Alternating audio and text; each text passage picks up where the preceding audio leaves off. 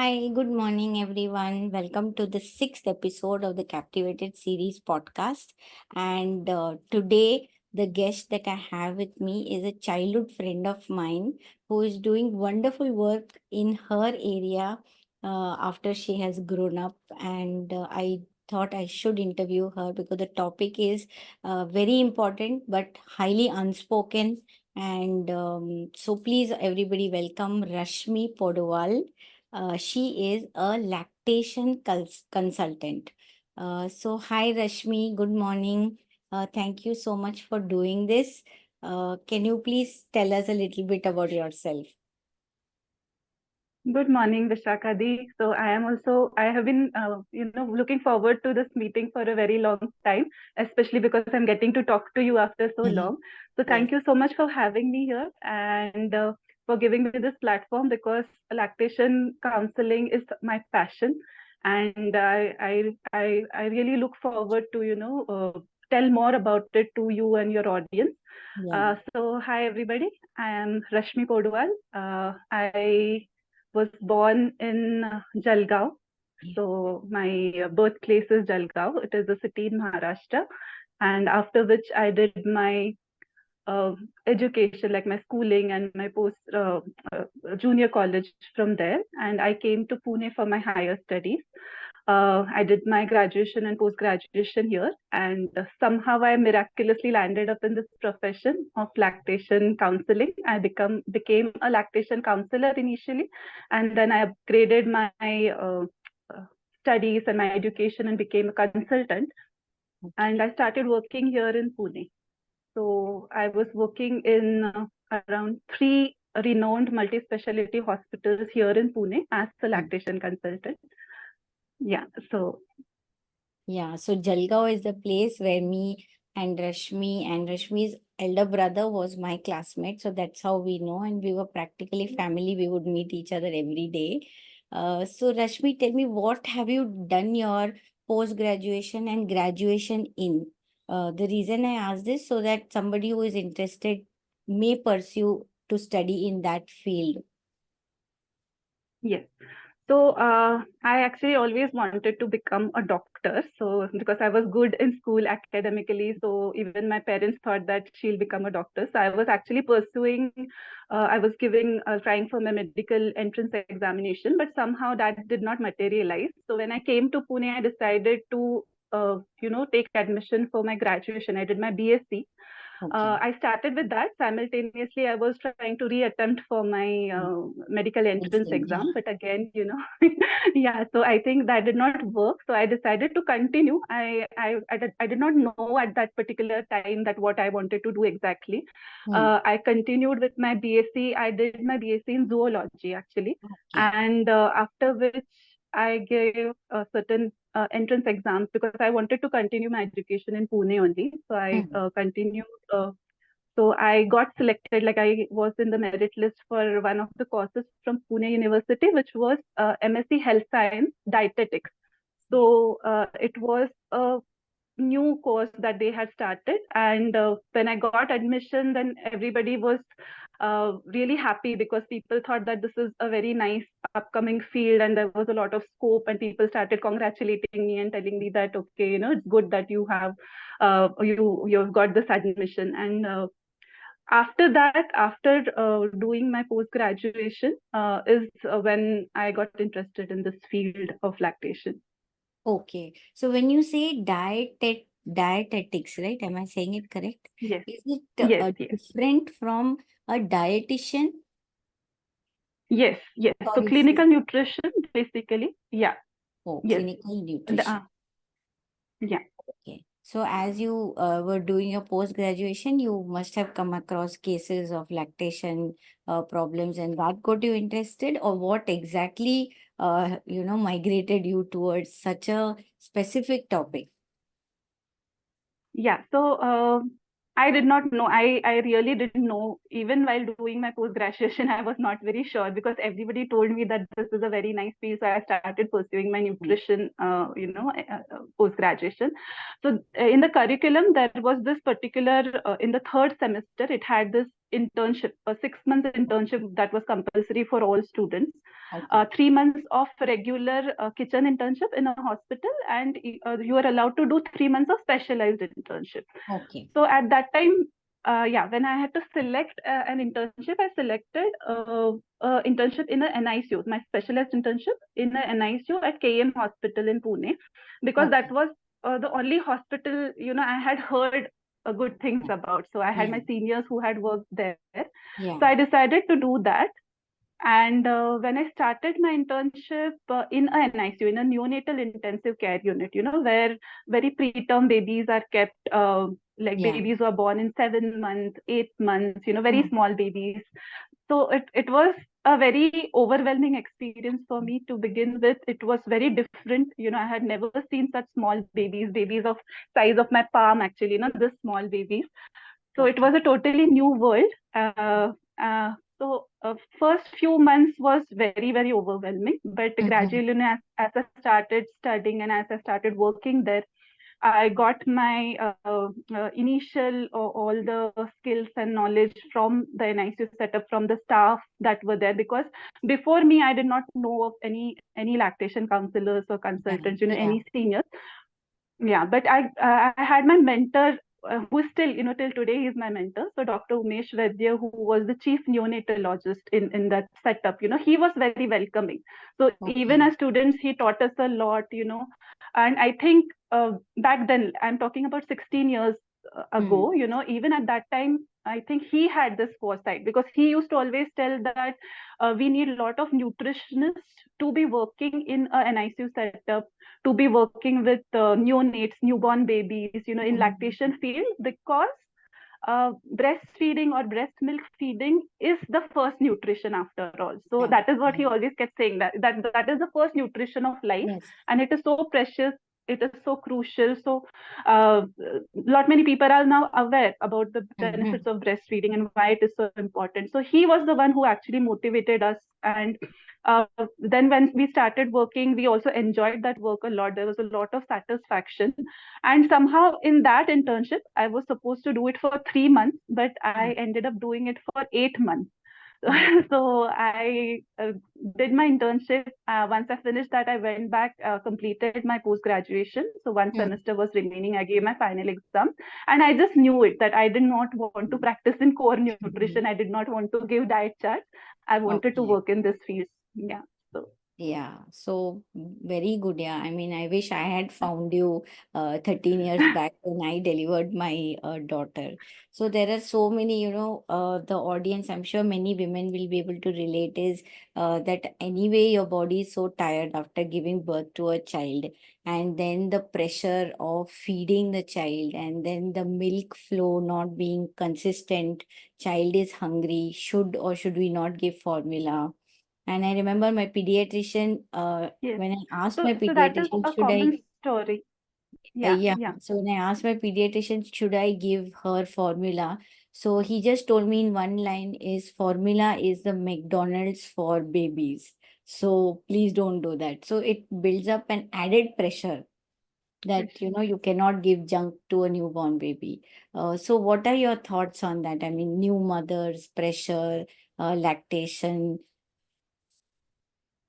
Yeah, so definitely, like you said, there is a lot of pressure, and more than that, I think there is this lack of awareness that why breastfeeding is important. Maybe Mm, still many mothers, many families, even many healthcare providers are not very, that keen on promoting breastfeeding.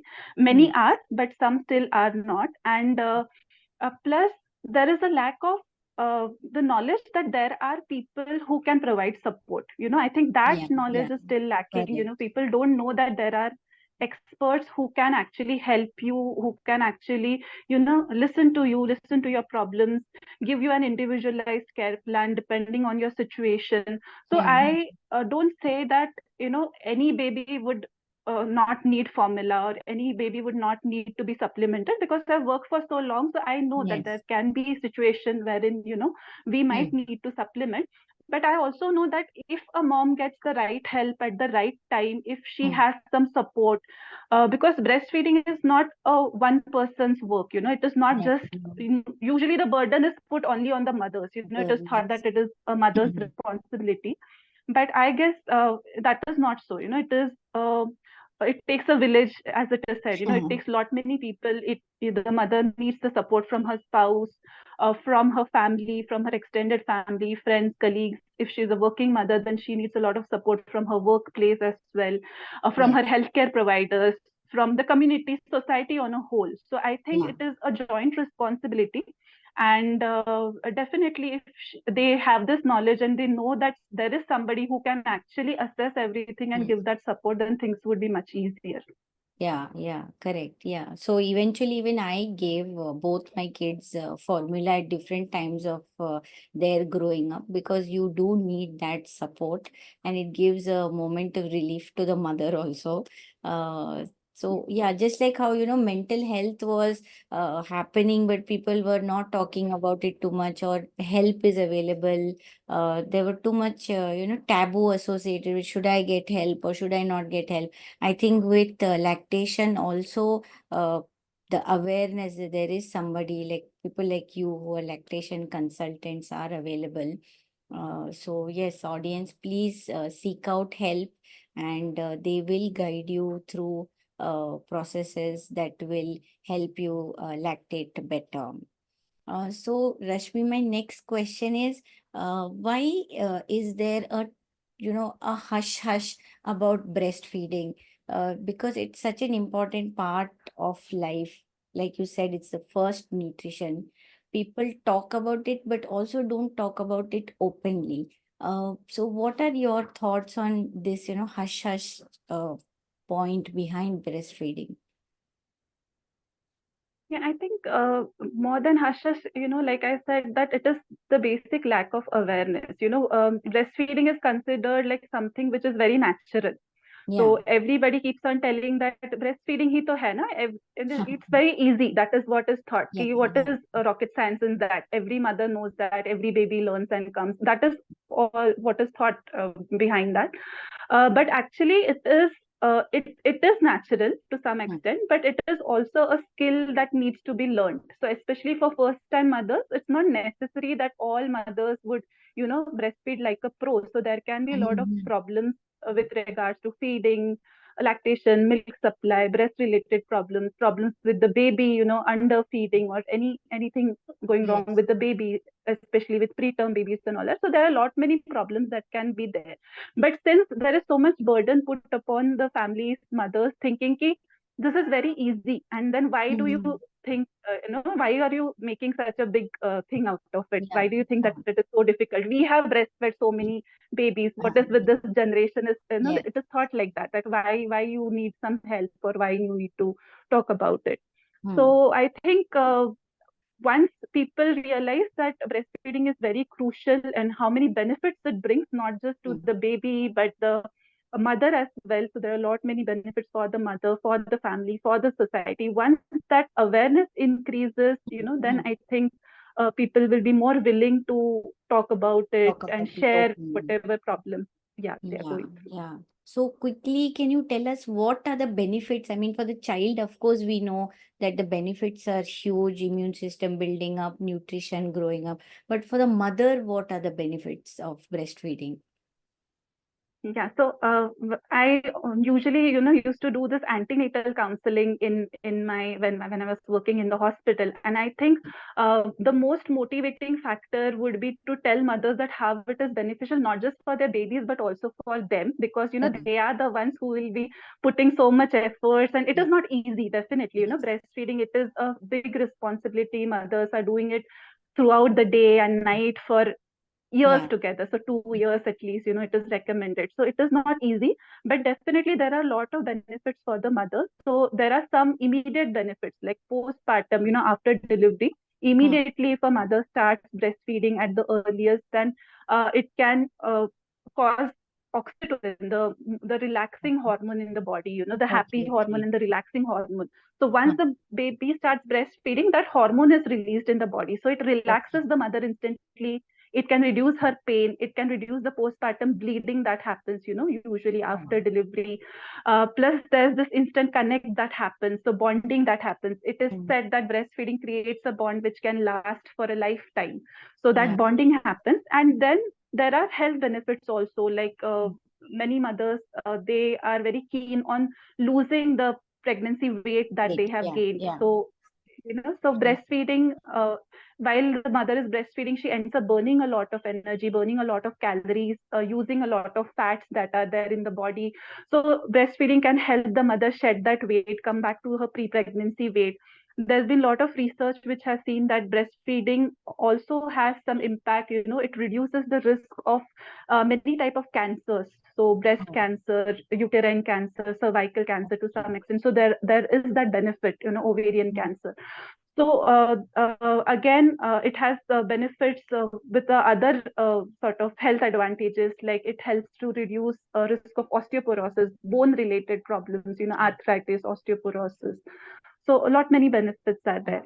yeah, Plus, again, it has mental also benefit, yeah. for the mental well-being of the mother. So because it sort of helps to secrete this oxytocin, which is Hmm.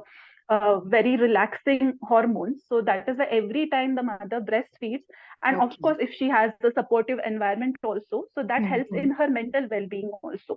So postpartum blues or postpartum depression, that is very common, after a mom delivers. So Yes. breastfeeding to some extent can help in that also. So not just the physical, but the mental well-being Mental. also. Okay. So every time she breastfeeds, oxytocin is produced. Yes, because that is the main hormone. So prolactin is one hormone which helps to produce milk, and oxytocin is the hormone which helps to bring it out. And this oxytocin is a like a feel-good hormone. It is the Hmm. relaxing Hmm. hormone. It is known as magical hormone. It is also known as love hormone, because not Oh, just while breastfeeding, but every time a mom handles her baby, she touches the yeah. baby, soothes the baby, takes the baby close to her in skin to skin contact, Okay. even that releases oxytocin in the body. Okay. So wonderful, yeah, Rashmi. I mean, I'm overwhelmed listening to all this. If you take today's scenario, how popular is this lactation consultant wing in medicine? I mean, do you find it in all the maternity hospitals, or only some centers have it? What is the prevalence? So I think still we need a lot of lactation consultants, because there are not that many in India. Especially what I have done, like I have done my international certification. It is a Okay. certification called as IBCLC. So it is International Board Certified Lactation Consultant, which is the highest accreditation known in this field, in lactation field. So there are very few IBCLCs. There are few who have done courses in lactation, different courses, Hmm. and they are working. Okay. But the situation has drastically changed. So when Yes. I started, there were hardly any, nobody even knew who a lactation consultant is. But Hmm. now that awareness has come and acceptance has come that okay, this is a profession which is very much needed. Yes. These people are really important. So we are part of the healthcare team right now. We are given that sort of a respect, which probably was not there, Yeah. initially when I began my career. And I myself have sort of trained and interned and mentored a lot many nutritionists, lot many doctors who are now very much interested in this field. So I have mentored them, who and now all those people are independently working in different hospitals. So we are working on that, but still there is a lot of need. So Hmm. big hospitals in the city, usually this multi-specialty hospital or a specific mother and child hospital, Yeah. they Yeah. would have a lactation consultant, because there's this requirement by NABH, the hospital accreditation. It requires them to have a lactation consultant. Okay. But small maternity setups, and Mhm. especially setups in the peripheral area, in the remote peripheral area, I think Yes. still there is not this awareness. So most of the work is done by the nurses and the Yeah. staff that are there in the hospital. Okay. So when you say this certification, Rashmi, is it that you have to go abroad to do the certification course, or you can do it from India itself?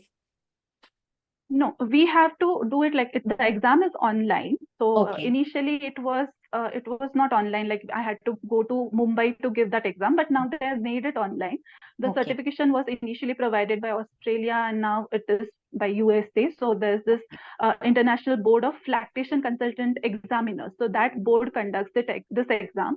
But to Okay. be eligible for that exam, there are a lot of requirements. So there are some 95 hours of study requirement, particularly in lactation field. So you have to gather those study hours, and then there are you need some practical experience also. So you need 1,000 hours of working in a lactation field. So maybe under some doctor, a pediatrician, or a gynac, Mm-hmm. under some another IBCLC probably. You gain that all those requirements, and then you become eligible for the exam. And then once you give that exam and you clear it, then you get the certification.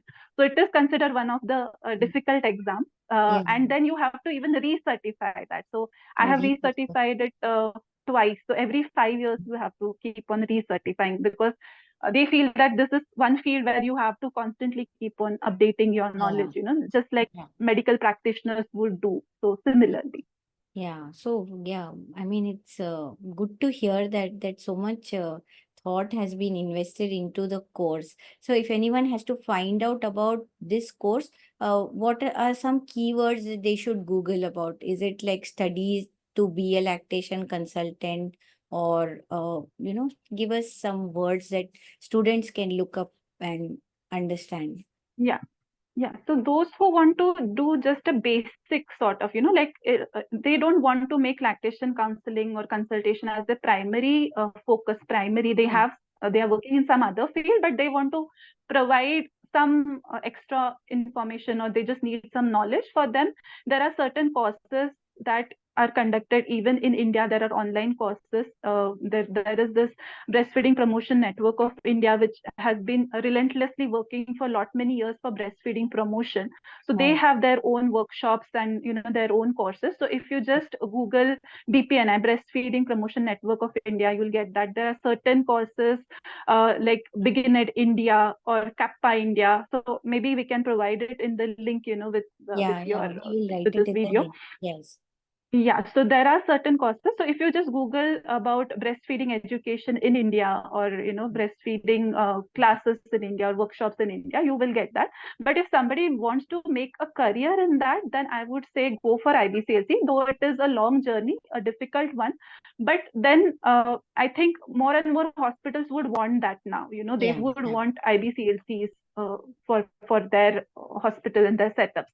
So if you want to do that, then like I said, there's this iblce.org, so which is the website by IBLC, the International Board of Lactation Consultant Examiners. So that website is there. We can give that link also. So it has all the information that is required. There are different pathways that people from different field can select, because not Mm. everybody is from a medical background. Yes. So there are different requirements that they need to be able to eligible for this exam. Acha.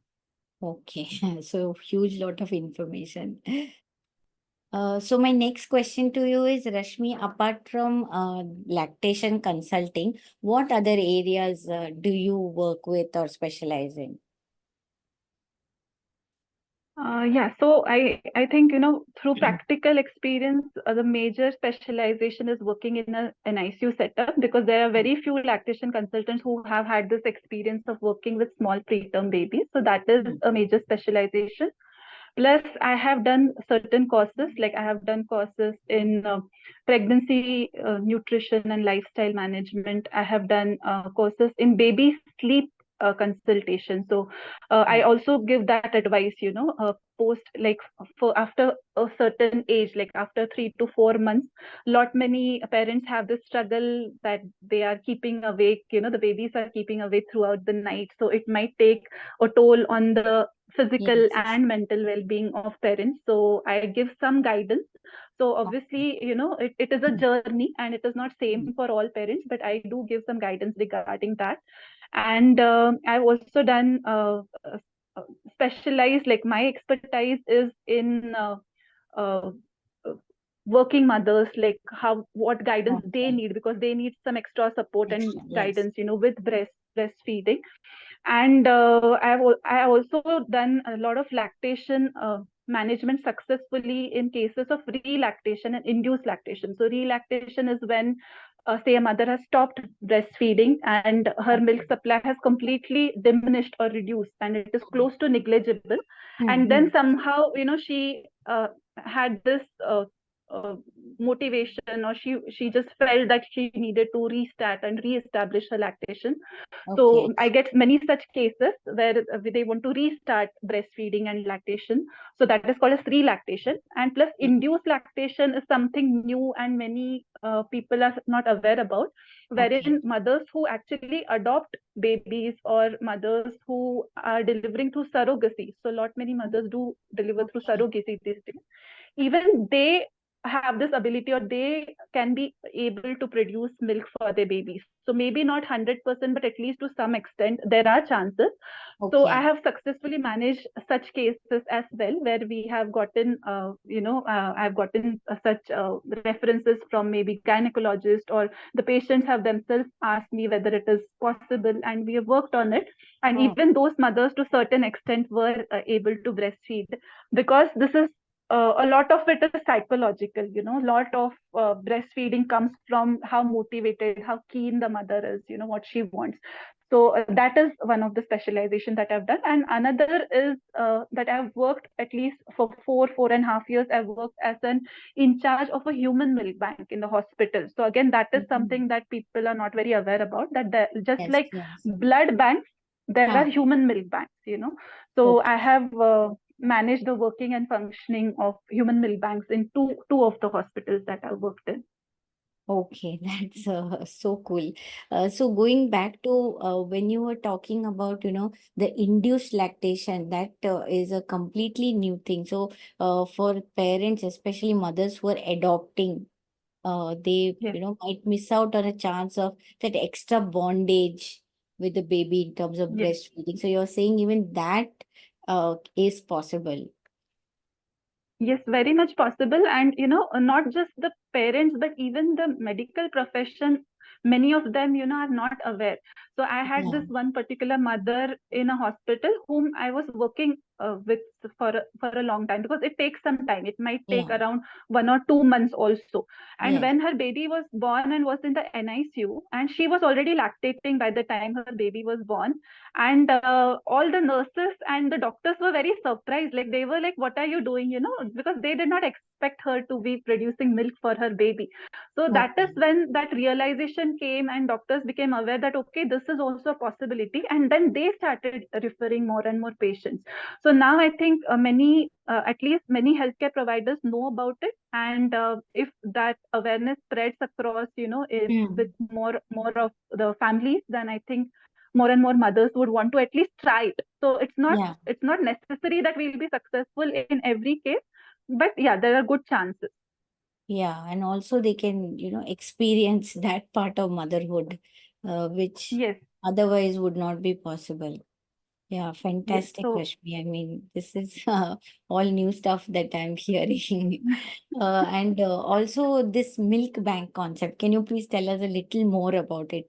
So blood bank we have heard, but milk bank. So are they like again prevalence? Is it like only big hospitals have them, or where do you go? Like blood banks are everywhere. So for milk bank, where do you go for help, or rather, what it is? yeah. So again, human milk bank is something which is, it is a fairly new concept. So Hmm. not everybody is aware about that, but yes, a lot is being done in that field. So maybe, 10, 15, 20 years back, there were very few milk banks. Nobody was even knowing. But now last 3, 4 years, I see that, at least every second month, I'm hearing of some new milk bank coming up. So because milk bank is Okay. something which needs a lot of infrastructure, it Oh. needs skilled staff, it needs Hmm. ongoing support, to run Yes. and keep that Yes. milk bank functioning. Hmm. So we do not still have that many, but yes, in Pune itself, like we have 7 human milk banks right now. In India, I think we have more than 115 or 116, and the number is just increasing. So mostly Yeah. you'll find milk banks in a big hospital setup, or a community level. Also, few milk banks are there run by government, but mostly you'll find in a private hospital or a government hospital setup. And what is milk bank exactly? So just like a blood bank. So Mm. blood bank is wherein people donate blood, and it is given to those who require it, the needy Yes. person, right? So milk bank is something where mothers donate their precious milk of the excessive milk that they have. Yes. Like this. After feeding their babies and meeting their requirements, lot Mm. many mothers do tend to produce a little extra milk or excess milk. Mm. So Mm. those who are completely, willing to provide that milk, they reach to us, reach to different milk banks, and they are then screened, because we need to screen those mothers. Yes. That mother Yes. should be healthy and she Healthy. should be producing enough for her baby first. So Yeah. that all Yeah. screening is done, Oh. and then that milk is collected. So the collection is done in a safe sort of environment, in a Mm. sterile environment, with the Mm. help of breast pumps, electric Mm. breast pumps. Mm. That milk is collected, then it is safely stored. So there is So a yes. particular guideline that we have to follow, how to store it. So normally it is stored first in the refrigerator, then in the deep freezers, like at minus 20 degrees Celsius.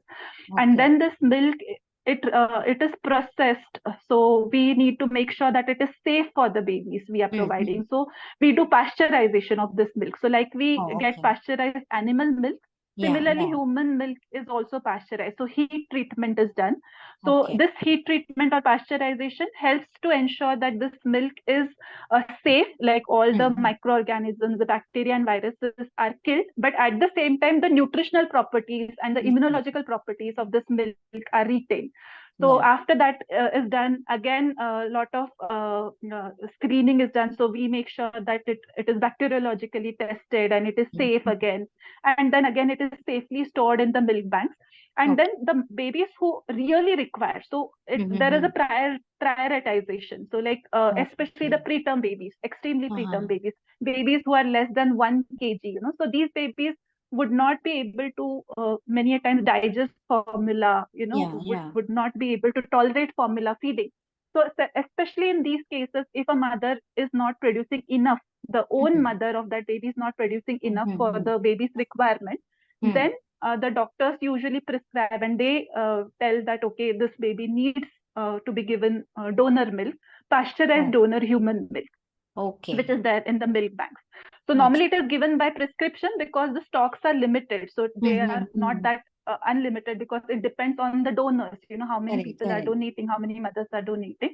But if a human milk bank has extra stock, then it can be given to other babies also. So Yeah. slightly bigger babies, older babies, even orphan babies, Yeah. can Yeah. get this milk. Okay, yeah, because I have also heard, stories from my mother-in-law or, the previous ancestors, saying that one lady is feeding two, three babies, maybe in the same village Yes, where one baby's mother is unwell or has passed on post-delivery. So yes, there is one lady who is feeding her own child as well as friend's child. So it is something yes. similar to that.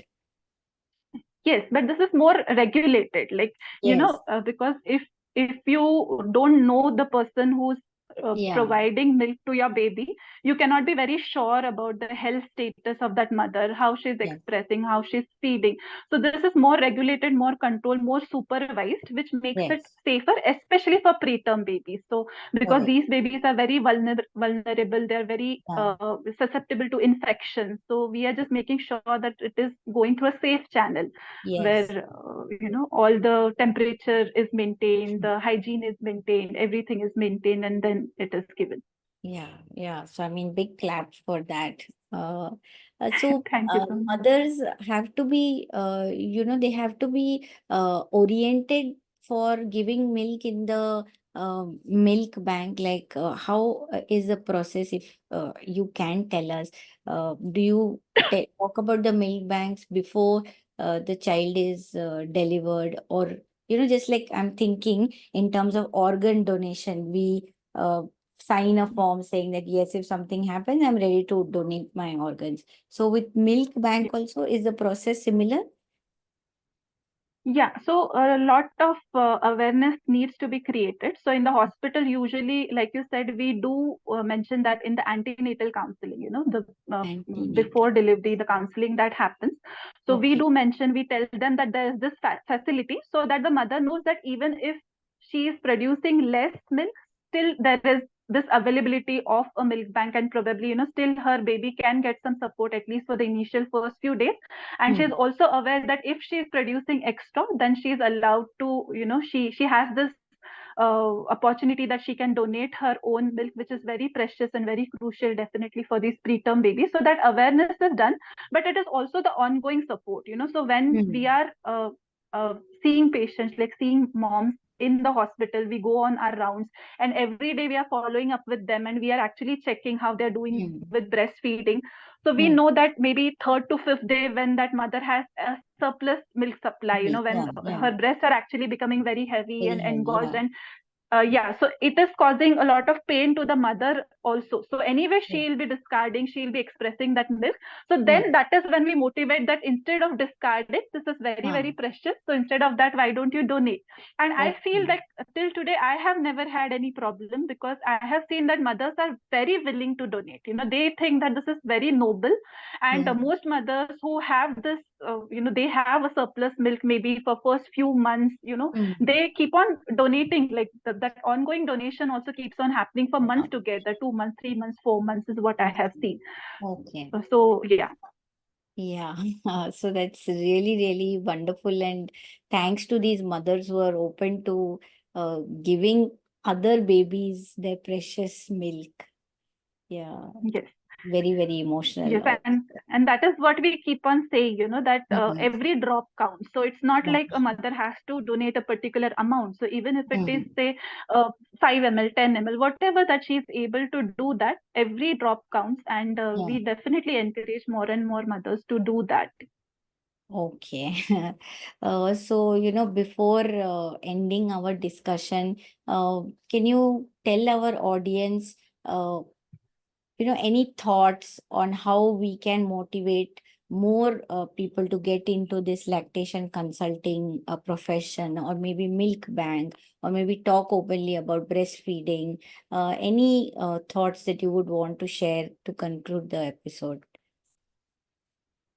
Yeah, so I think a lot of work is already being done, like a lot of breastfeeding promotion at a national level, at government level, at a lot of NGOs, like I said, are working for breastfeeding promotion. But we have to work on individual level as well. So, Hmm. say I, as a lactation consultant, in my own capacity, I'm creating awareness. I'm doing a lot of work to sort of educate people, get people interested in this field, social media awareness. But I think everybody has to work on it. So, like Yeah. through your channel, more people will come to know about it. So, Yeah. we Yeah. can use help of social media, of mass media, TV, radios, print Hmm. media, newspapers. We can write about it, create blogs about it. So, a lot can be done, a lot of awareness can be created from there. And I think we also need to reach the grassroots levels. So this peripheral areas, remote areas, village areas, where still Hmm. people might not be aware.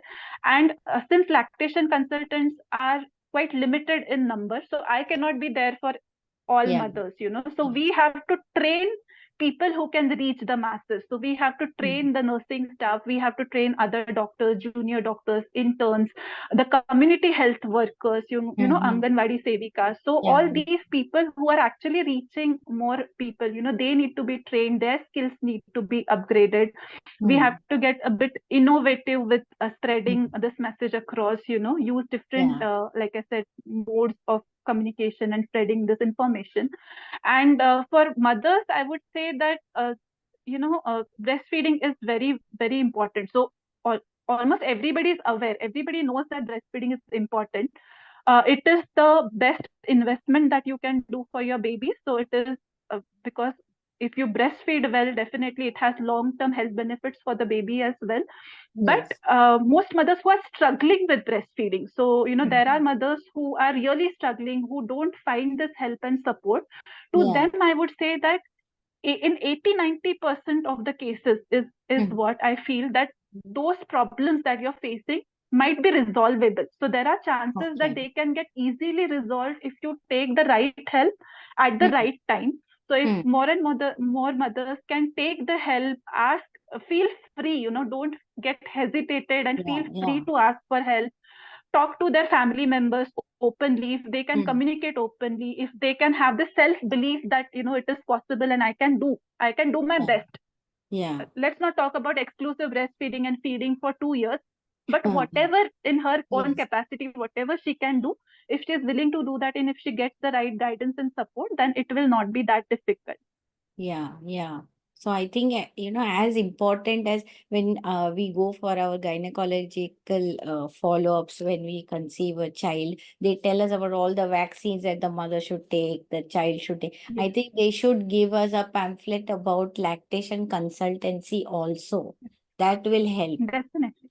Yeah, Yes, where each definitely. patient So is told about it right from the beginning and they are aware of something like, because I was not told anything about lactation consultants.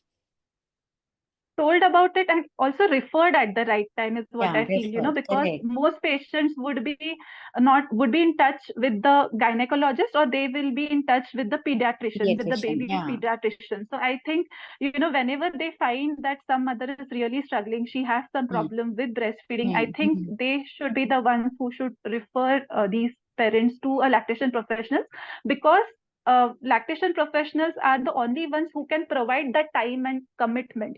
So Yes, my yes. one breastfeeding counseling session would go up to 1.5 hours.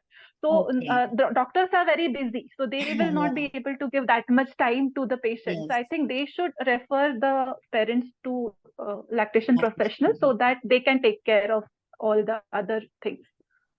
Fine. Great, Rashmi. It was wonderful talking to you. Eye opener for me in many areas. And if not many, even if a few benefit from our conversation today, I think we have achieved the task. So thank you so much for doing this noble job and very important job, Rashmi. Thank you. Thank you so much. Thank you for having me here. And it was wonderful. Even, for me, it was very emotional going through my entire journey. So thanks Yeah, a lot for giving me this opportunity. my pleasure, Rashmi. Thank you. I will.